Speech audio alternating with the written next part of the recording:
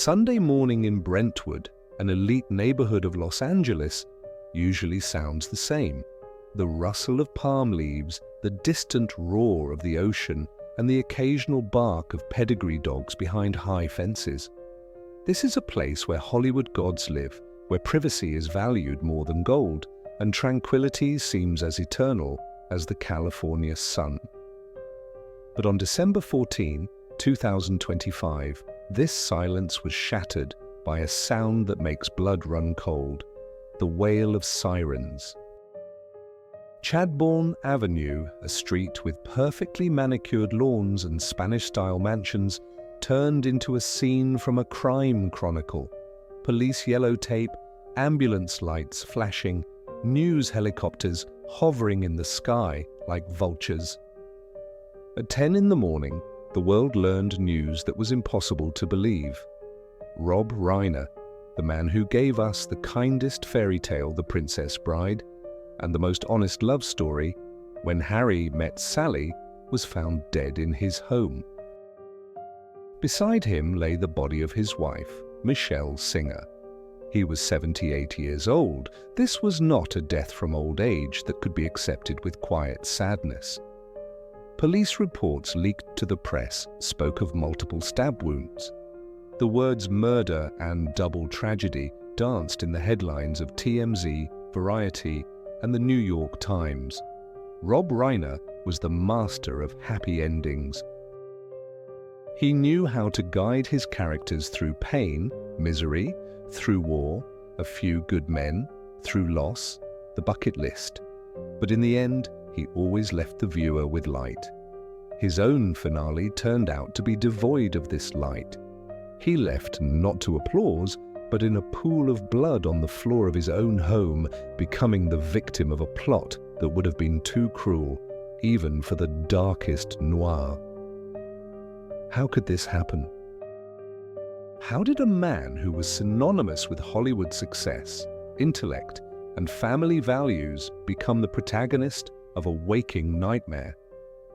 We begin our investigation. We rewind the tape to the very beginning, to the sunny Bronx of the 40s, to understand how this talent was forged and what shadow followed on his heels throughout his brilliant life. To be the son of a king is a privilege that often becomes a curse. Robert Reiner was born on March 6, 1947 in the Bronx, into a family where laughter was not just an emotion, but a religion and a currency. His father, Carl Reiner, was a titan. Creator of The Dick Van Dyke Show, partner to Sid Caesar, and Mel Brooks, he loomed over the landscape of American comedy like Mount Rushmore. For little Rob, the house in New Rochelle, the very one whose address, 13 Bonnie Meadow Road, would later become the Petrie address on The Dick Van Dyke Show, was a graduate school of humor. Dinner in their living room wasn't just a meal. History was being made there. Rob would often sit on the top step of the stairs in his pajamas, peeking down as his father and Uncle Mel Brooks, improvised sketches about the 2,000-year-old man. He absorbed the rhythm of the joke, the pauses, the intonations. He learned to breathe the same air as geniuses. But this golden childhood had a dark side. Carl's shadow was vast and cool. It was comfortable, but nothing grew in it. Rob grew up with a tormenting question. Are they laughing because I'm funny or because I'm Carl's son? Imposter syndrome became his constant companion. As a teenager, when the family moved to Beverly Hills, Rob found himself in a unique environment. His classmates and friends included Richard Dreyfuss and Albert Brooks, then still Albert Einstein. It was a gang of talented outcasts, Hollywood kids searching for their identity. Rob tried to rebel, but his rebellion was soft. He didn't want to overthrow his father. He wanted his father to see him. He wanted to prove that his talent was not just an inheritance, but his own conquest. Psychologists say that sons of great fathers often spend the first half of their lives trying to become them, and the second half trying to distinguish themselves from them. Rob Reiner began his journey with imitation. He copied Carl's gestures, his manner of speaking, but every time he looked in the mirror, he saw only a pale copy of the original. It would take him years of pain and searching to realize, to become a king, you must build your own kingdom, not occupy your father's throne. But then in the 60s, he was just Bobby, a boy with sad eyes who joked desperately to be loved. 1971. America is fractured. Vietnam, hippies, Watergate on the horizon. The country resembled a powder keg, and it needed someone to put a match of laughter to the fuse. That man was Norman Lear, and the match was the sitcom All in the Family. Rob Reiner, then 24 years old, entered this story not as Carl's son, but as the voice of an entire generation. He landed the role of Michael Stivic, the protagonist's son-in-law, a liberal, atheist, and intellectual living under the same roof as the arch-conservative Archie Bunker. The chemistry between Rob Reiner and Carol O'Connor, Archie, was electric. It was a clash of titans set in a cheap living room in Queens. Archie embodied the old, frightened America clinging to prejudices. Michael represented the new, angry, long-haired America, demanding change. It was Archie who gave him the nickname that stuck to Rob like a second skin. Meathead. Dead from the neck up, Bunker would growl. The irony was that Michael Stivic was the smartest character in the room, but for millions of viewers, Rob Reiner became synonymous with that nickname. The success was deafening. The show held the #1 spot in the ratings for 5 consecutive years. Rob won 2 Emmys. He became a superstar. But fame tastes of ash.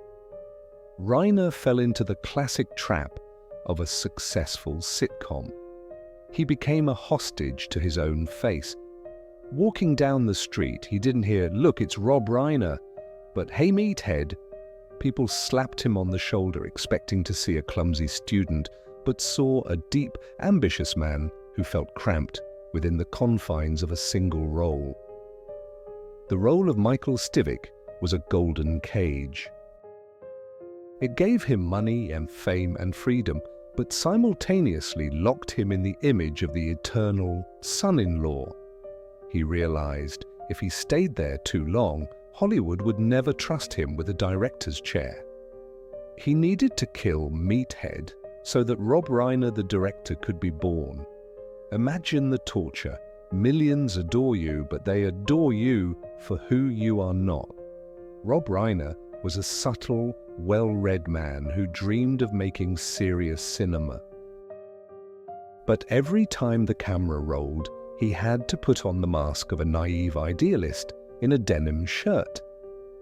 He felt time slipping away. He looked at his father, who had successfully transitioned from acting to directing, and feared he wouldn't have the strength to break the circle himself. All in the Family was his springboard, but it could also have become his tombstone. The early 80s. Rob Reiner is in his mid-30s. All in the Family has ended, and the phone has stopped ringing.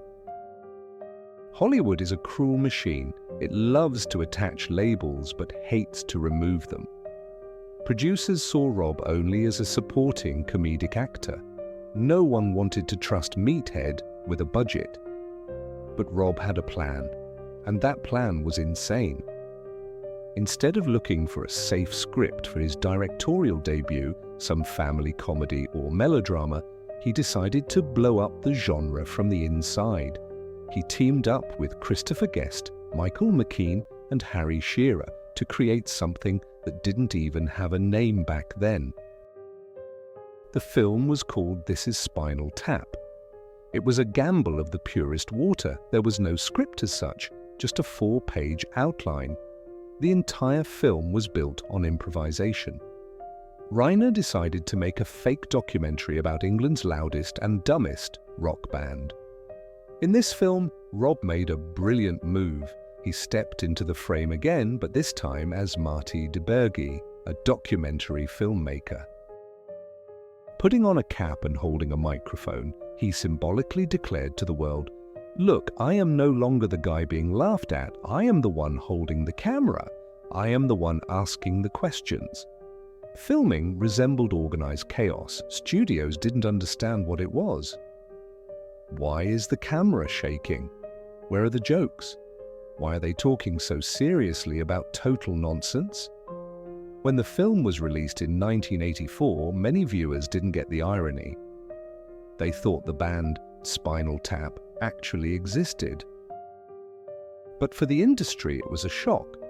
Reiner didn't just make a funny movie, he invented the mockumentary genre, which would later give us The Office and Borat. The phrase, "turn it up to 11, entered the Oxford Dictionary. But for Rob, the main thing was different. He had turned his own career up to the max. A director's debut is always terrifying, but the debut of an actor-turned-director is a tightrope walk over an abyss where critics wait below with knives. If Spinal Tap had flopped, Rob Reiner would have remained Carl's son and Archie's son-in-law forever.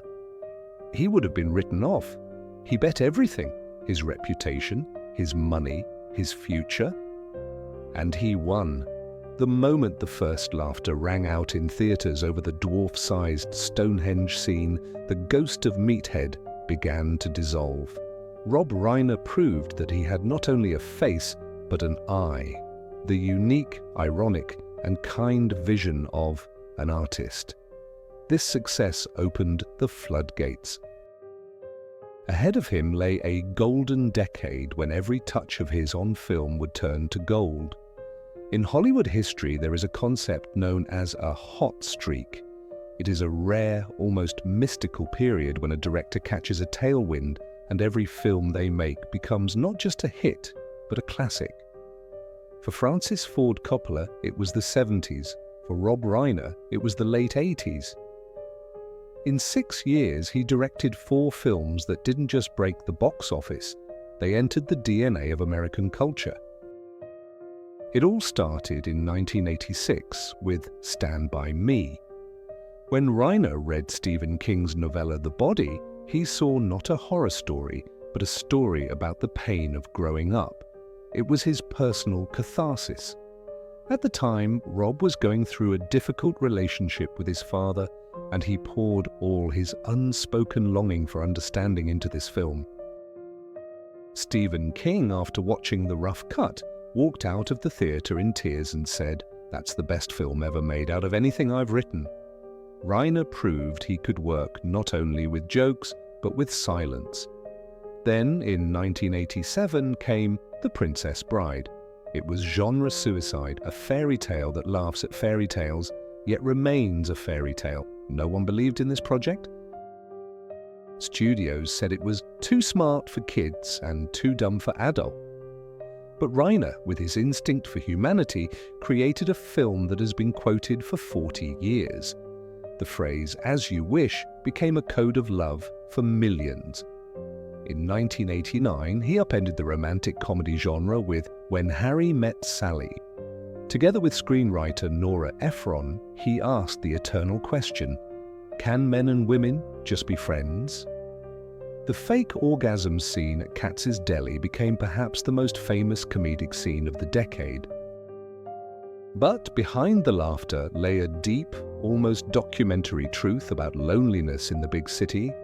And finally, 1990, Misery, a sharp turn toward psychological thriller. Reiner locked the viewer in a single room with a crazed fan and a crippled writer. He achieved the impossible. Kathy Bates won an Oscar for a role in a horror movie, a genre the Academy usually despises. What was his secret? Rob Reiner was not a visionary like Spielberg or Scorsese. He didn't have a recognizable visual style, elaborate camera movements, or color filters. His style was invisibility. He removed his ego from the frame, allowing the story to breathe and the actors to live. He was the best actor's director of his time because he knew himself what it was like to stand before a lens and fear being fake. Reiner's uniqueness lay in the fact that he made 4 masterpieces in 4 different genres: a coming-of-age drama, a fantasy, a rom-com, and a thriller. Most directors cultivate one patch of land their whole lives. Reiner was a farmer for whom everything bloomed. He didn't impose his vision of the world on the viewer.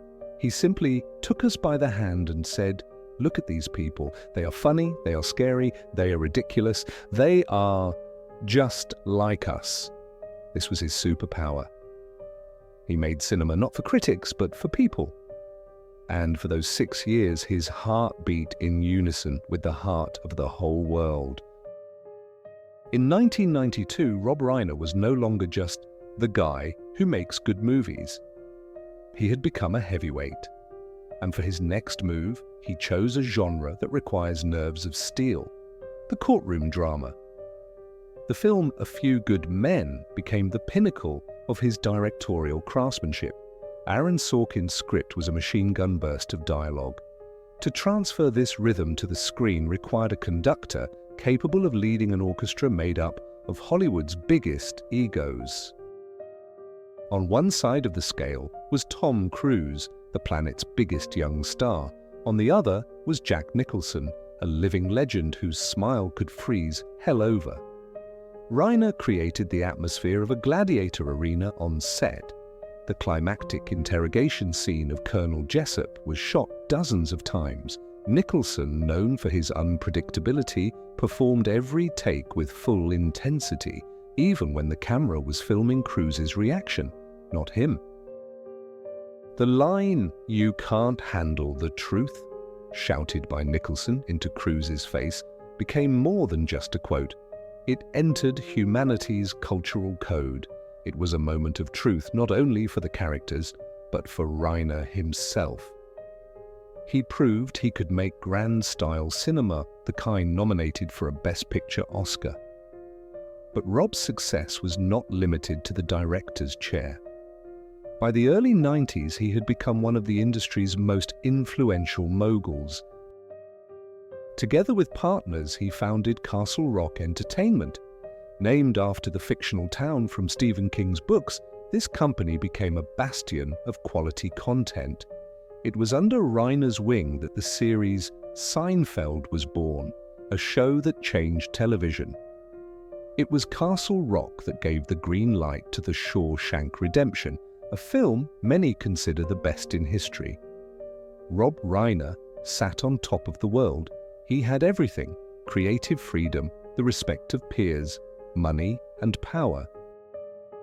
He was a King Midas who turned words into gold. There is a scene in this film where Tom Cruise's character, a young and brash lawyer, suddenly realizes the weight of responsibility resting on his shoulders. In a sense, this was a mirror of Rob himself. He was no longer meathead. He was an architect building complex, multi-level structures out of human feelings. He made the audience hold their breath in the courtroom, forgetting it was just a movie. In 1992, it seemed this flight would last forever. No one saw the storm clouds that were already beginning to gather on the horizon of his personal life. In Hollywood, marriages have a shelf life comparable to dairy products. Rob Reiner knew this firsthand. His first marriage to Penny Marshall, a talented actress and director, was a union of 2 comets. They were bright, loud, but their orbits intersected for only 10 years before parting ways in 1981. Rob was left alone. He made movies about love, deconstructed romance in Harry and Sally, but returned to an empty house himself. He felt that he, like his characters, was doomed to an eternal search. But fate is a better screenwriter than any Oscar winner. During the filming of When Harry Met Sally, a picture that became an anthem for finding one's other half, Rob met her, Michelle Singer. She wasn't an actress hungry for fame, she was a photographer. A woman used to looking at the world through a lens, noticing details hidden from others. Their meeting wasn't a fireworks explosion. It was like a ship, having wandered long in a stormy sea, finally entering a quiet harbor. Michelle gave Rob what he lacked in the brilliant but neurotic world of show business, solid ground beneath his feet. They married in 1989, the same year Harry finally confessed his love to Sally. Life imitated art. Together they built a fortress where paparazzi flashes could not penetrate. Michelle became his anchor. She gave him 3 children, Jake, Nick, and Romy. For Rob, who grew up in the shadow of a great father, it was vital to become a good father himself. He wanted to break the chain of complexes and expectations. For 35 years, their couple was the standard of boring, normal stability. They appeared on red carpets holding hands, not for the cameras, but because it felt natural.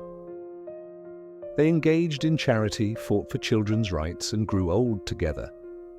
It seemed they had hacked the code of the Hollywood curse. Looking at the Reiner family photos from the 90s and 2000s, we see an idyll. Smiling children, golden light, embraces. It was an image from an insurance commercial promising peace of mind and confidence in tomorrow. But a photograph is a frozen moment that often lies. No one saw what happened when the doors of the Brentwood mansion closed. No one knew that in the nursery of one of their sons, Nick, a black mold was already beginning to grow, which would one day destroy this perfect home to the ground. Michelle's love saved Rob from loneliness, but it could not protect them both from the one they loved more than life itself. Every paradise has its serpent. In the Reiner household, the serpent was named addiction.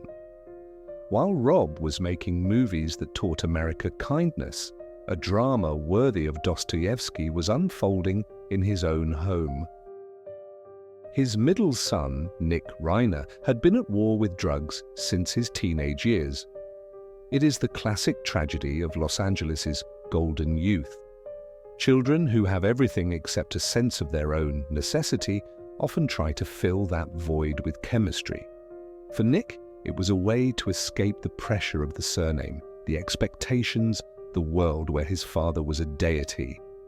Rob and Michelle fought for their son with the fury of wounded lions. They went through the hell familiar to thousands of parents, late-night calls, police, an endless succession of expensive rehab clinics, escapes, relapses, and new attempts. They spent millions, hired the best doctors, but opiates proved stronger than a checkbook. In 2015, Rob decided on an unprecedented step. He decided to perform an exorcism using a movie camera. They made the film Being Charlie. Rob was the director and Nick was the screenwriter.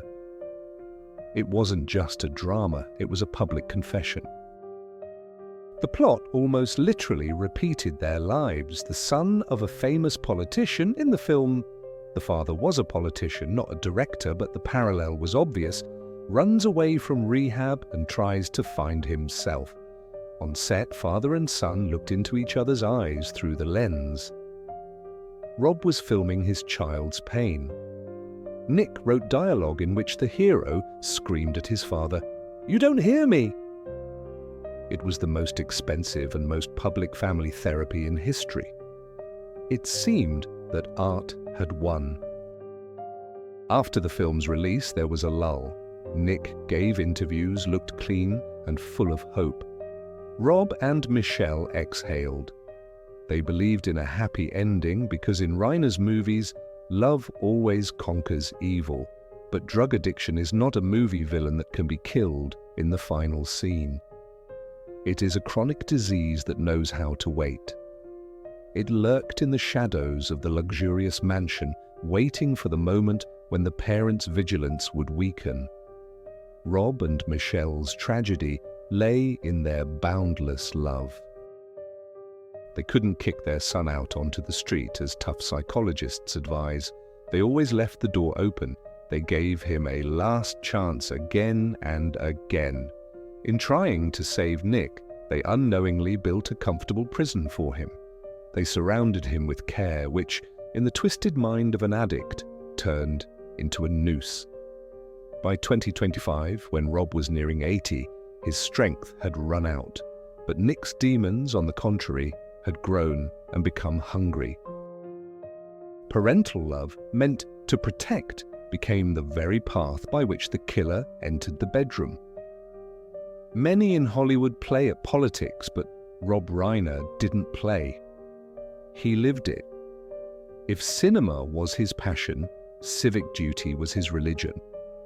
He was one of the few who didn't just donate money at charity dinners, but rolled up his sleeves and waded into the thick of legislative bureaucracy.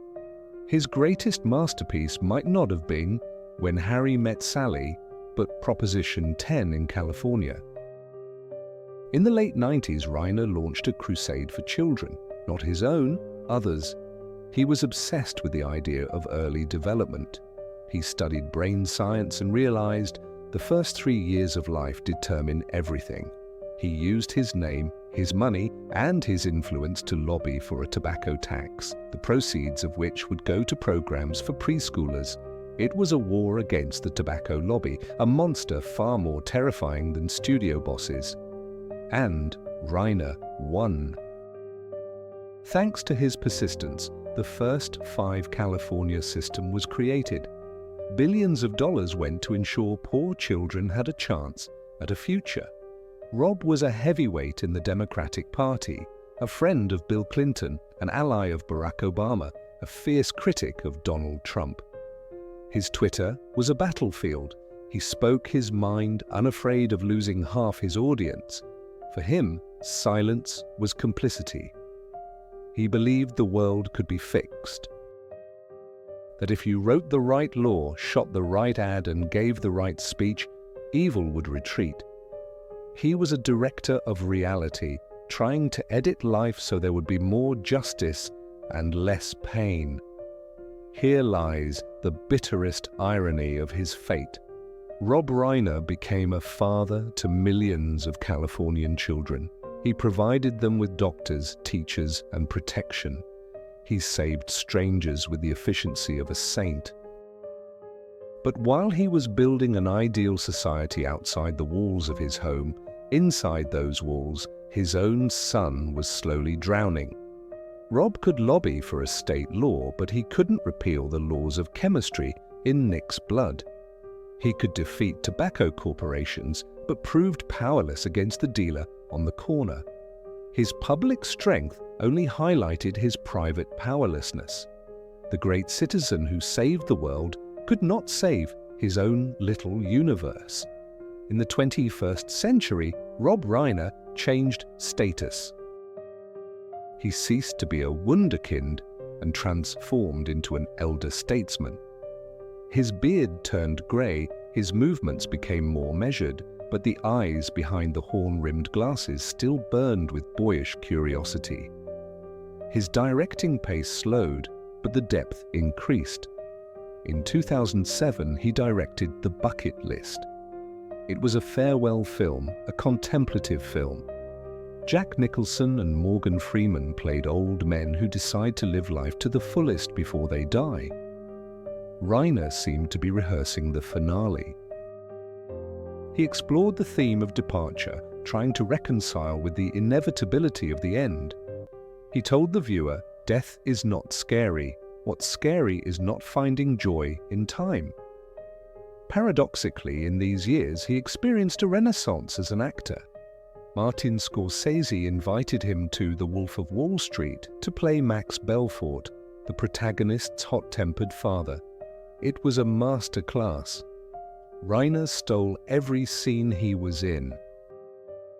His furious rants about how nobody can watch TV when the phone rings every 5 fucking seconds went viral. A new generation that didn't know Meathead fell in love with the angry dad. By 2024, Rob was preparing his final, most nostalgic project, the sequel to This Is Spinal Tap. He wanted to get the old band back together to laugh once more at the absurdity of show business. He planned to bring Marty DeBurgi back to the screen, It was supposed to be his swan song, a perfect circle closing his career.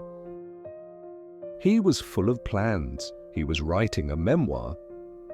He spent evenings in his study surrounded by awards, scripts, and photos of his grandchildren. He was a patriarch who believed he had at least one more chapter in reserve. The saddest thing about the later years of great people is the illusion of infinity. Rob Reiner did not look like a man preparing to die. He was not fading from a long illness. He was in the ranks. On his desk that Sunday lay a script with notes in the margins. His glasses lay atop the text. The pen was uncapped. Everything suggested that the man had just stepped out for a minute and would return soon. Death, arriving at the Reiner home, did not knock politely on the door, as in his film, The Bucket List. It kicked the door in, cutting the song off at its highest note. The Spinal Tap sequel will never be made. The memoirs will remain a draft. The autumn of the patriarch did not turn into winter. It was interrupted by a hurricane. The chronology of a nightmare always has a precise starting minute. For the house on Chadbourne Avenue, that minute was 09:42 a.m., Sunday, December 14th, 2025. A call rang out at the 911 dispatch center. The voice on the line was bordering on hysteria. It was the housekeeper who had arrived to prepare breakfast. Through sobs, she repeated only one thing. Blood, blood, everywhere. They aren't breathing. The first LAPD patrol arrived on the scene 7 minutes later. Officers, accustomed to calls in wealthy neighborhoods regarding tripped alarms or noise complaints, did not expect to see what appeared before their eyes. The mansion door had not been broken down. It was slightly ajar. In the hallway, on the polished marble floor, lay the body of Michelle Singer Reiner. Signs of struggle indicated she had tried to run. Rob Reiner was found in the living room. The man whose smile was his calling card lay face down. Experts would later count multiple stab wounds on his body. This was not a robbery gone wrong. Expensive paintings and electronics remained untouched in the house. It was an execution. The nature of the wounds suggested the attacker was in a state of affect, a frenzy, delivering blows even after the victims had stopped resisting. At 10:15 a.m., TMZ released a breaking news alert: Hollywood legend Rob Reiner murdered. At that second, the world shuddered. Chadbourne Avenue was instantly cordoned off. Yellow crime scene tape cut across the cozy street like a scar. Neighbors, famous actors, producers, politicians stepped out of their gates in pajamas, watching in horror as coroners carried out black bags. The police worked quickly and quietly. Homicide detectives immediately realized the killer did not come from the street. The locks were intact. The alarm had been disarmed with a code known only to insiders. Imagine this moment. Millions of phones around the world vibrate simultaneously. People are drinking coffee, walking dogs, riding the subway. They take out their smartphones and see a push notification. Rob Reiner, 78, found dead, suspected homicide. The brain refuses to process it. Rob Reiner is comfort. He is a blanket, hot cocoa, and the Princess Bride. He is not associated with violence. It's like finding out Santa Claus was stabbed in his workshop. On this Sunday, America lost not just a director, it lost a sense of safety. If this could happen to him in his fortress, then no one is protected. By noon, the police announced that his suspect was detained at the scene. No name was given, but Hollywood is a small village. Whispers were already creeping through the hills. It wasn't a robber, it wasn't a stalker, it was someone Rob had opened the door for himself. The tragedy in Brentwood is a terrible footnote in his biography, but it is not its headline. The death of Rob Reiner was a cruel reminder that life is not a Hollywood movie. In reality, there is no right to edit, you cannot cut out failed takes, and the third act does not always lead to catharsis. Sometimes it leads to the morgue.